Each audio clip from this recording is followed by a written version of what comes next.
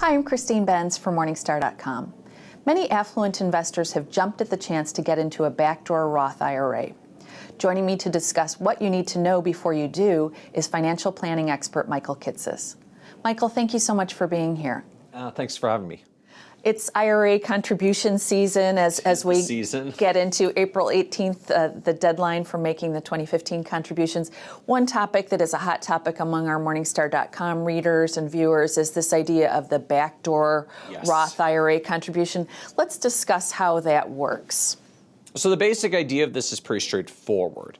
We're going to make a contribution to a traditional IRA, and then we're going to do a conversion from an IRA to a Roth and get money into a Roth. And the primary scenario where this matters is folks whose income is too high to make a Roth contribution in the first place. Obviously, if we were allowed to just contribute to a Roth, we would just put the money into the Roth and that would be that.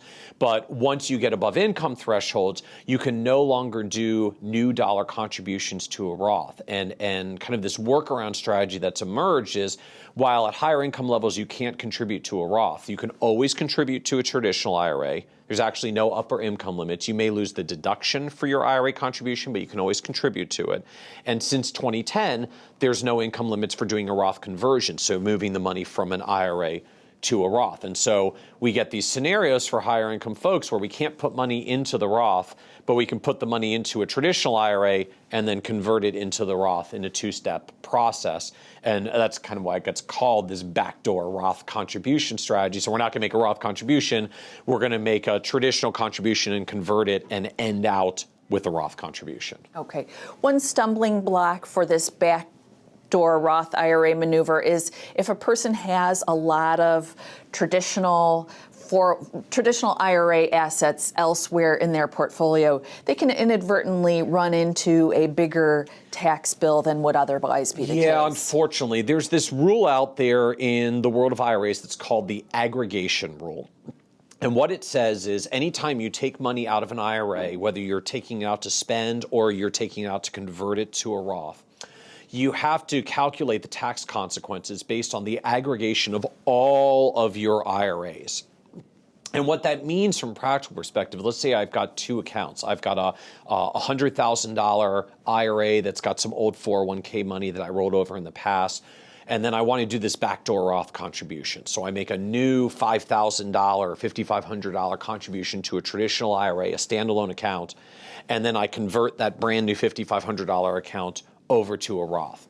As far as the tax code is concerned, even if these were two separate accounts, you can't just contribute a $5,500 to an account and convert that account.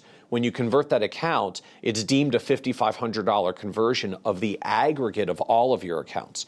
Well, the problem is when we aggregate all your accounts together, you had a $5,500 account over here, but a $100,000 pre-tax account over here.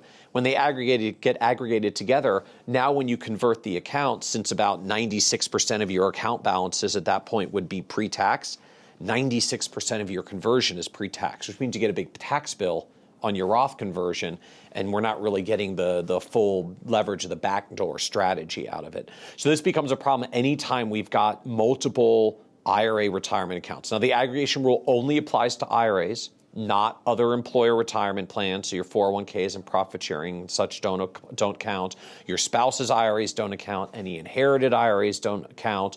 But good old traditional IRAs, whether they're ones you contributed to or ones you rolled money into, are all part of this aggregation rule. And it kind of creates a challenge to it. It means we can't just make a non-deductible IRA contribution and convert it over and make a tax wash, because our pre-tax IRAs get scooped into the process unless we've got them in 401k plans, or in some cases we even see you roll the money, the pre-tax money from an IRA out to a 401k plan if you've got a 401k that will let you roll the money in, just to kind of clear the decks. That can be a workaround for people who do have that 401k plan, but it must allow those roll-ins. If you've got a 401k plan that allows a roll-in, which not all do. Okay.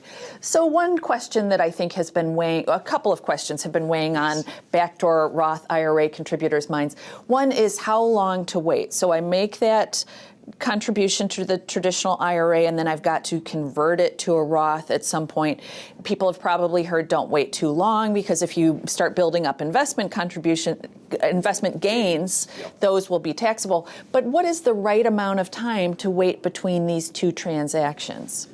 So the short answer is we don't definitively know how long you have to wait. And here's sort of where this comes from. So there's a longstanding IRS and tax court rule called the step transaction doctrine. And this is basically a rule that says if you do a transaction in multiple steps, each one of which would be legal, but the aggregate of which would not, the IRS and the tax court are allowed to come in and say, look, if it walks like a duck and it quacks like a duck, we're going to tax it like a duck. We're going to call the transaction what it was in the aggregate, even though the individual steps were individually permissible. And unfortunately, the backdoor Roth contribution is a classic example of this, right? We even call it that. We call it backdoor Roth contribution to make the point we're doing a Roth contribution that you weren't supposed to be allowed to do. Now, the way you kind of get around this rule of having all your transactions consolidated together and then punished for what basically would be an excess Roth contribution, contributing when you weren't allowed to because of your income. The way you get around this is you allow time to pass between the contribution and the subsequent conversion. So that if you ever, for some reason, ended out in front of the IRS or a tax court judge, you could, in good faith, say, no, Your Honor, these were two completely independent transactions. It wasn't part of a single step deal. I made a standalone IRA contribution, which I'm allowed to do. I made an unrelated Roth conversion. You have to treat these separately. Each one was permissible. Therefore, I shouldn't get in trouble and I should be allowed to do this. Now, the tax court historically has not actually given a lot of guidance on how long you're supposed to wait for this. They call it a facts and circumstances test, which means they just look at the actual facts and circumstances to try to understand what your intent was and whether your intent was to break the rules and do something backdoor you weren't supposed to, or whether you were really doing independent transactions. Now, when we look at some other scenarios where the IRS has challenged these sorts of transactions, and there was a strategy many years ago with annuity exchanges that was kind of similar. You would exchange money from one annuity, partially exchange money from one annuity to a new one, and then liquidate from the new annuity, and you got better tax consequences than taking it from the original annuity. And when the IRS cracked down on this after several years of abuse, they said, look, if you wait a year, 12 months, like a full 12 months between when you do the annuity exchange and the subsequent withdrawal, we'll assume that's enough time in between that it won't be abusive and we're not going to come after you for it. And so that's what we've been using as a guideline, as a rule of thumb with clients, to say, look, if you want to do this, put the dollars in now, wait 12 months. 12 months from now, you can do your Roth conversion as a separate transaction. Once you've done that, a couple of weeks or months later, you might then do a new Roth contribution to repeat the process the following year, so we can kind of move along over time. But basically, let the dollars season in the IRA for a year, just so that if the IRS ever does come and ask questions, well, why shouldn't we just tax this as an excess Roth contribution?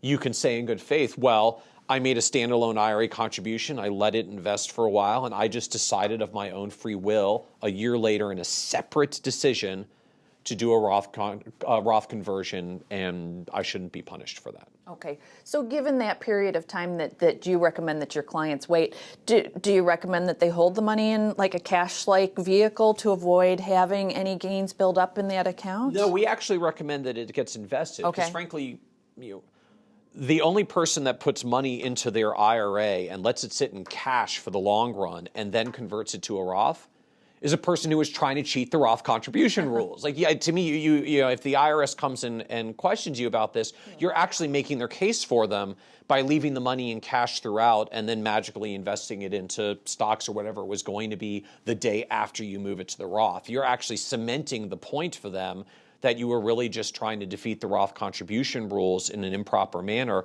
rather than doing two discrete separate transactions. So we encourage people to go ahead and actually invest the money. If the worst case scenario is it goes up, when you do the subsequent conversion, you'll have to pay a little bit of taxes on your gain, which is just a nice way of saying bad news. You made money, right. You'll pay a little bit of taxes. You're still ahead. I mean, just recognizing that. If my choice is put in $5,500, have it go up and pay a little taxes, or put in $5,500, miss all the upside and leave it in cash, and have no taxes and also no gains, you still lost.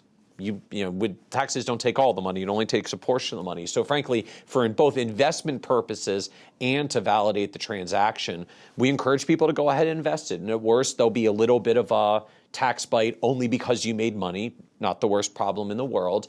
And if you're ultimately going to have the money in the Roth for 20, 30, 40, 50 years, and you want to make sure that that is validated and not challenged by the IRS, having a little bit of gain in 1 year is not really going to blow up the long-term value of the strategy. Okay, so that's a good set of logistical points. But let's talk about one thing that has been weighing on many backdoor Roth IRA contributors' minds. It's this idea of, is Congress at some point going to look at this loophole and say, well, we've got a bunch of higher income folks who we didn't intend to have Roth IRAs opening these accounts. Is there a risk that this loophole will be closed? I think the odds the loophole gets closed are very high. In fact, it's already on the radar screen in Washington, D.C. So when we look back at President Obama's budget last year, in 2015, his budget proposals even then included a proposed rule that said no Roth conversions of any kind of after-tax dollars. That would eliminate the backdoor Roth contribution. That would also eliminate some of the strategies where you have after-tax money in a 401k and do that conversion, which some people even call like a supercharged backdoor Roth. It would shut all those down by simply saying, if you've got after-tax dollars in your IRA, that's fine, bully for you, but those dollars can't be converted.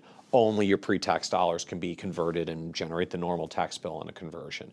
So it's already on the IRS. It's already on the IRS's radar screen. It's already on Congress's radar screen. Now we'll see how quickly it really gets done to shut this down. The reality in recent years is Congress hasn't really been getting a lot of tax legislation done. We've had almost nothing for 7 years now in terms of major tax legislation besides those year-end tax extenders, which usually only get done because we don't do anything else but just extend and make permanent. So it takes a little while for just the reality of how the sausage gets made in Washington. It takes a little while for legislation to get done, but the odds are looking more and more likely that it will happen. Now, the good news, at least for people that have been doing this over time, it almost certainly won't go retroactive, if only because it's very hard for the IRS to even track these down retroactively. We've heard from a couple of people now who just on random audit had an IRS agent come in, saw it, caught it, said, that's not appropriate, and the people actually had unwound it, in part because it was easier to unwind it than to fight the IRS, which is expensive compared to a $5,500 IRA contribution. So a crackdown on this probably won't go retroactive. It would probably just say, hey, going forward, no more new Roth conversions of after-tax dollars as of this date, maybe starting next calendar year or something to that effect.